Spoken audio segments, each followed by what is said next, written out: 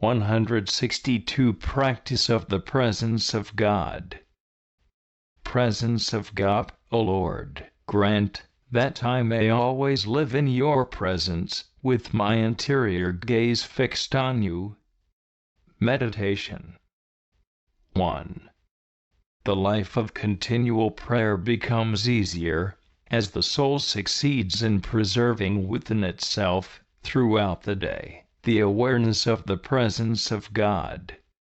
We already know that God is always present within us, that we live, move, and have our being in Him, but while we try during the time of prayer to become more and more aware of this great truth, our consciousness of it gradually fades away in the course of our daily occupations, and we are often surprised to find ourselves acting as if God were no longer present within us.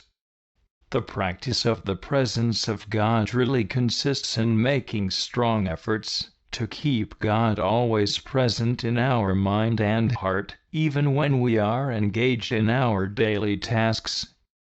We can do this in various ways. We can use external objects, such as an image or a crucifix which we wear, or put on our work table, the sight of which will often remind us of God. We also can use our imagination to picture interiorly the Lord near us, for if the humanity of Jesus is not physically present, it is nevertheless always exercising an influence over us, even a physical one, in the communication of grace.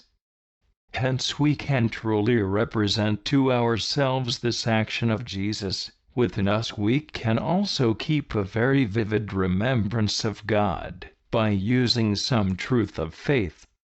For example, I can cultivate the thought of the continual presence of the Trinity within me, and try to perform all my actions in honor of my divine guests, or else I can consider my duties as so many manifestations of the will of God, and so unite myself to this divine will as I perform them.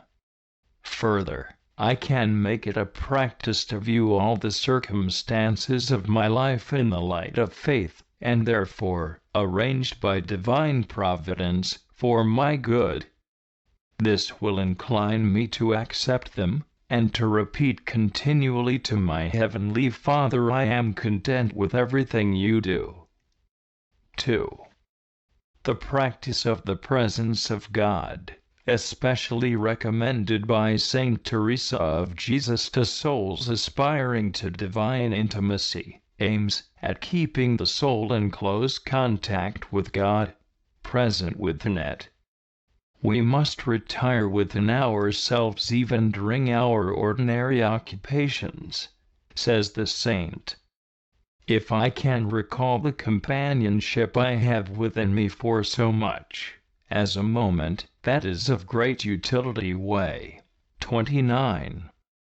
One might object that this method is more suitable for those who live in solitude, and for those who are in constant contact with others, yet Saint Teresa applies it simply and practically to the latter. If one is speaking, he must try to remember that there is one within him to whom he can speak.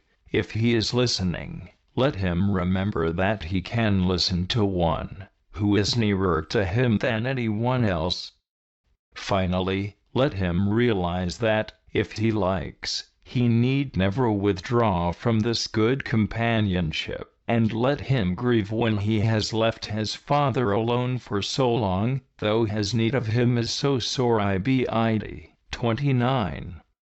Anyone who works, either mentally or manually, can adopt this method in all his relations with his neighbor.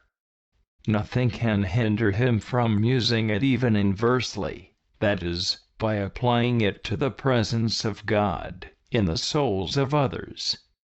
If, unfortunately, God is not present at all times in all men by grace, He is present in essence, as the creator and conserver of their being.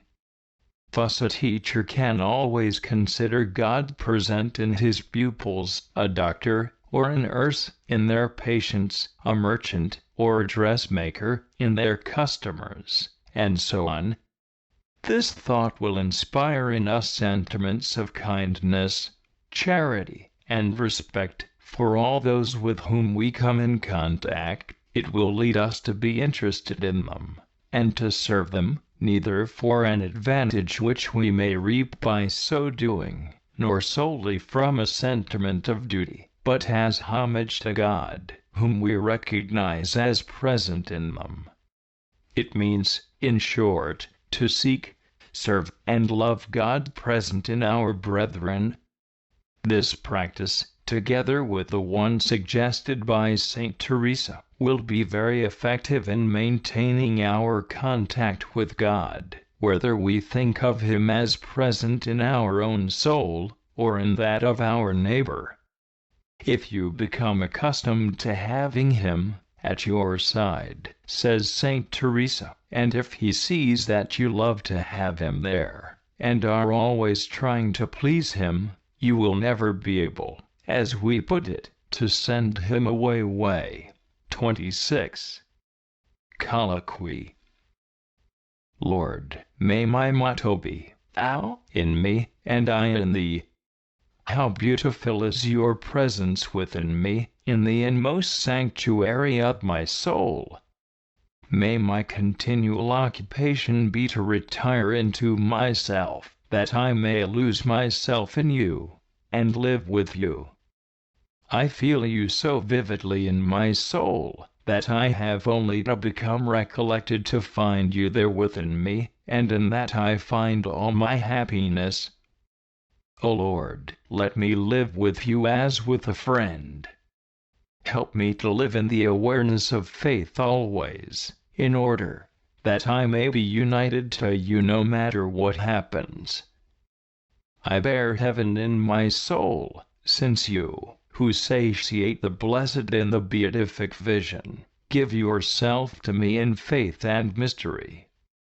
Grant, O my God, that my soul may be a little heaven, wherein you can rest with delight.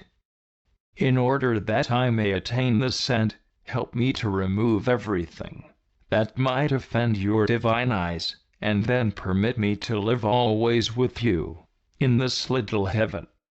Wherever I am, or whatever I do, you never leave me alone. Grant that I, too, may always remain with you.